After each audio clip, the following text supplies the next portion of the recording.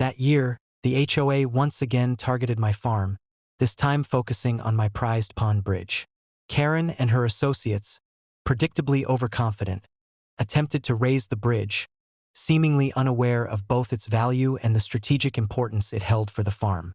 Their goal appeared to be gaining control over access to the Pondfront estates, but what they did not anticipate was that I had already prepared a decisive countermeasure.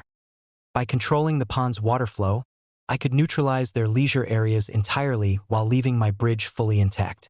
The morning began quietly. Titania and the herd grazed near the pond, geese patrolled the banks, and goats explored the embankments. The pond bridge, a $5 million investment, was not merely an aesthetic or recreational feature. It served as a critical connector between the Pondfront estates and the operational areas of the farm. The bridge had been engineered for both durability and strategic advantage, making it nearly impossible to damage without specialized equipment and precise planning.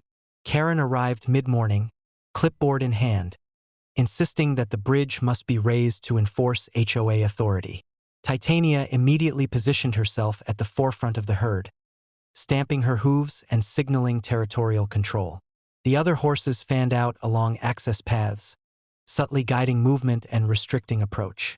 Geese honked rhythmically, flapping their wings to create an auditory deterrent, while goats blocked narrow trails, ensuring that Karen could not reach the bridge without navigating a controlled obstacle course. As Karen attempted to approach the bridge, I activated the pond's water regulation system.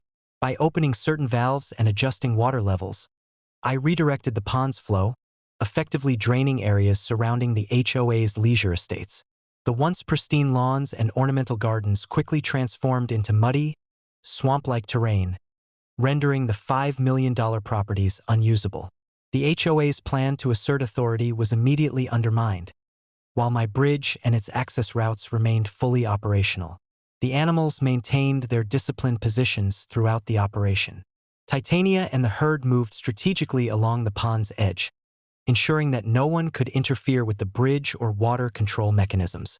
Geese patrolled the newly flooded or drained areas, honking loudly and creating a visual deterrent, while goats maintained strategic positions along narrow embankments to block potential access.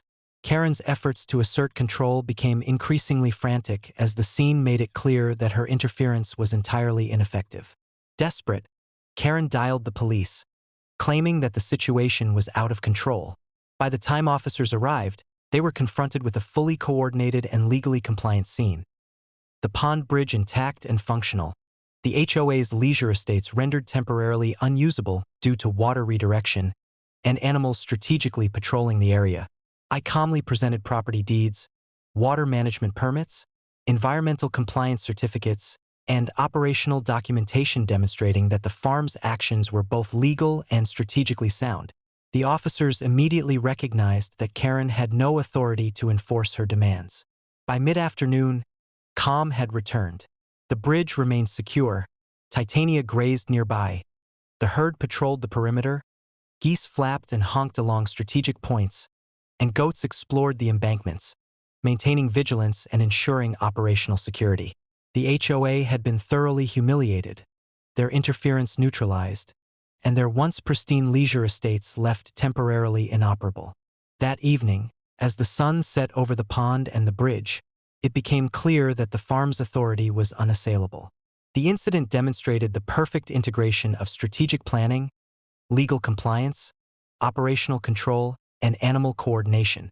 Titania, the herd, geese, and goats had all contributed to maintaining discipline, protecting property, and reinforcing the farm's unassailable control. Karen's overreach had failed spectacularly, leaving her frustrated, embarrassed, and powerless.